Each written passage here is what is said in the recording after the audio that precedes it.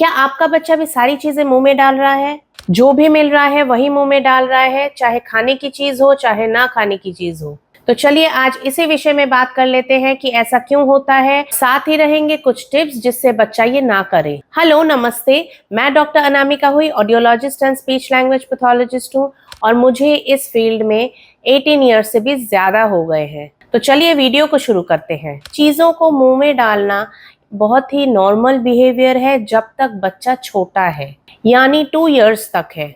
इसे माउथिंग भी बोलते हैं। माउथिंग एक normal stage of oral development है जिसमें बच्चा कुछ भी मुंह में डालकर उनका टेस्ट, टेक्सचर, साइज, शेप जानने की कोशिश करता है। जब बच्चा 7-8 मंथ्स का होता है तो बच्चों के दांत निकलना शुरू होते हैं, तो उस समय भी बच्चे सारी चीजें मुंह में डालते हैं। बच्चे जब टायर्ड होते हैं या ओवर एक्साइटेड होते हैं तब भी बच्चा माउथिंग करता है। जैसे बच्चे को अगर नींद आती है तो कई बच्चे हैं अंगूठा चूसते चूसते सोते हैं या बॉटल फीडिंग करते करते सोते हैं। वो एक स्टिमुलेशन है जो कि उन्हें रिलीफ देता है। माउथिंग हंगर का भी साइन है। छोटे बच्चे मुंह में जब हाथ डालते हैं तो माँ समझ जाती है कि उन्हें भूख लगी है। तो वीडियो को शुरू करते हैं और देख लेते हैं कि बच्चे जब मुंह में डालते हैं तो ये नॉर्मल कितने साल तक है और कब ये कंसर्न बन जाता है।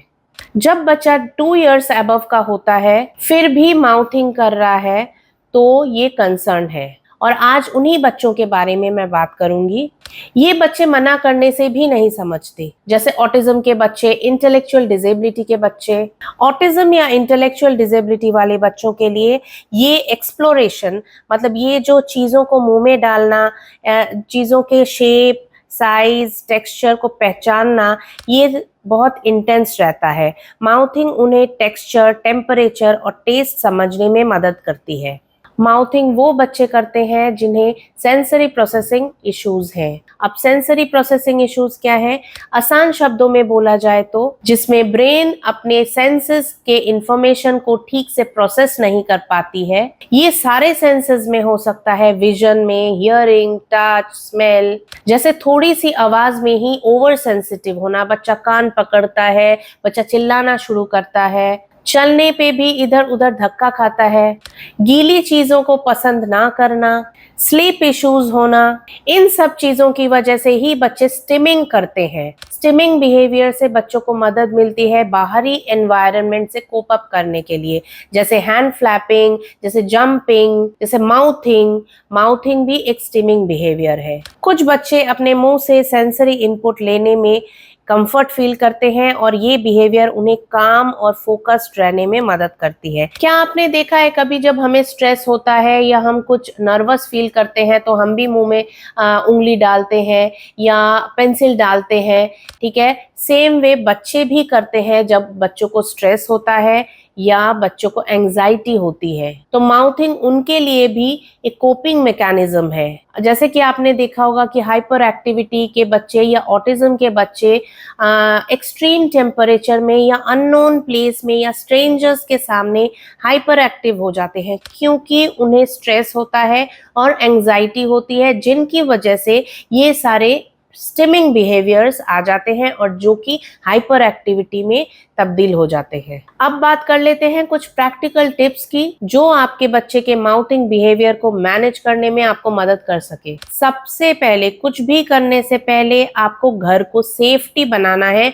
कुछ भी मुंह में डाल रहा है, कुछ नुकीला चीज हो सकता है, कुछ सेफ्टी पिन हो सकता है, कोई फोर्क हो सकता है, तो ये सारी चीजें आपको हटा के रखनी है या ऊपर करके रखिए या छुपा के रखिए। आपको सेफ बनाना है घर को। कई बच्चे होते हैं कि स्टूल में चढ़ चढ़ के, सोफा में चढ़ चढ़ के इधर उधर से चीजें उतारना शुरू करते हैं, तो ये भी आपको ध्यान रखना है कि बच्चे को नजर रखना है कि ऐसा ना करे या आपको सारी चीजें हटा के रख देनी है। कोई भी टॉक्सिक चीजें जैसे दवाइयाँ, कोई स्प्रे, ये सारी चीजें बच्चों से दूर रखनी है। वापस आ जाते हैं टिप्स में। पहला टिप है बच्चे को सेफ ऑल्टरनेटिव दीजिए, जैसे chew tubes, chew toys, tether, ये सारी चीजें आती हैं मार्केट में। मैं लिंक डिस्क्रिप्शन बॉक्स में दे दूंगी, आप चाहे तो देख सकते हैं। तो ऐसी चीजें बच्चे को दीजिए जो कि बच्चे के लिए खतरनाक ना साबित हो और बच्चे की जो ओरल सेंसरी नीड है वो केटर हो सके। दूसरा है पॉजिटिव रीइंफोर्समेंट। बच्चा जब भी माउथिंग नहीं कर रहा है या माउथिंग की जगह कुछ ऑल्टरनेटिव जो आपने एज अप्रोप्रिएट दिया हुआ है, बच्चा वो कर रहा है, तो बच्चे को पॉजिटिव रीइंफोर्समेंट दीजिए, वेरी गुड बोलिए। तीसरा और सबसे इंपॉर्टेंट टिप है बच्चे को सेंसरी एक्टिविटीज में इन्वॉल्व करवाइए। बच्चे की डेली रूटीन में उसकी सेंसरी नीड्स फुलफिल होनी चाहिए। आप क्ले एक्टिविटी करवा सकते हैं, आप सैंड राइटिंग करवा सकते हैं, ठीक है। सैंड में आप लिखवाइए, डिफरेंट टेक्सचर्स की चीजें यूज कीजिए। आप च्यूई फूड्स दे सकते हैं जो कि चबा के खाने वाले रहते हैं, जैसे कैरट्स, क्यूकम्बर, रेडिश, ठीक है। इस तरह के जो चबा के खाने वाली चीजें होती हैं वो दीजिए। आपको दिन में बहुत बार ओरल मसाज करनी है, अंदर से भी बाहर से भी। आप वाइब्रेटिंग ब्रश भी यूज कर सकते हैं, नहीं है तो कोई बात नहीं, आप इस तरह से कोई भी ग्लव्स पहन के आप अंदर की मसाज कीजिए। जब आप खाना खिलाते हैं, खाना खिला के मुंह धुलवाने जाते हैं, तब आप थोड़ा सा इधर उधर मसाज कर देंगे। अंदर की मैं बात कर रही हूँ, ठीक है, जिसमें टंग की मसाज करेंगे, चीक की मसाज करेंगे, गम्स की मसाज करेंगे। और अगर बच्चा बड़ा है, बाइटिंग करता है, तो आप वाइब्रेटिंग ब्रश का भी यूज कर सकते हैं। और अगर ज्यादा माउथिंग है, आप घर पे करवा कर भी नहीं करवा पा रहे हैं, तो प्रोफेशनल हेल्प जरूर लीजिए, जिसमें occupational therapist, speech language pathologist work करते हैं। बच्चे को सकिंग करवाइए, ब्लोइंग करवाइए। सकिंग, ब्लोइंग, चूइंग या और कुछ अगर आप डिटेल्ड वीडियो देखना चाहते हैं कि बच्चा नहीं कर पाता है, कैसे हम शुरू कर सके, तो नीचे कमेंट बॉक्स में जरूर लिखिए। पर मेरी एक कंप्लेन है, आप लोग शेयर नहीं कर रहे हैं, आप लोग व्यूज नहीं दे रहे हैं, तो मुझे कहाँ से मोटिवेशन मिलेगी वीडियोस बनाने के लिए। आप लोग शेयर कीजिए, आप लोग वीडियोस को फुल वॉच कीजिए। और जिन्होंने चैनल को सब्सक्राइब किया है, थैंक यू सो मच। और जिन्होंने चैनल को अभी तक सब्सक्राइब नहीं किया है, नए हैं इस चैनल में, एक दो वीडियोस देखी हैं, तो प्लीज सब्सक्राइब जरूर कीजिए, ताकि आपको ऐसी ही इंफॉर्मेटिव और यूजफुल टॉपिक्स मिलते रहे। Thank you for watching.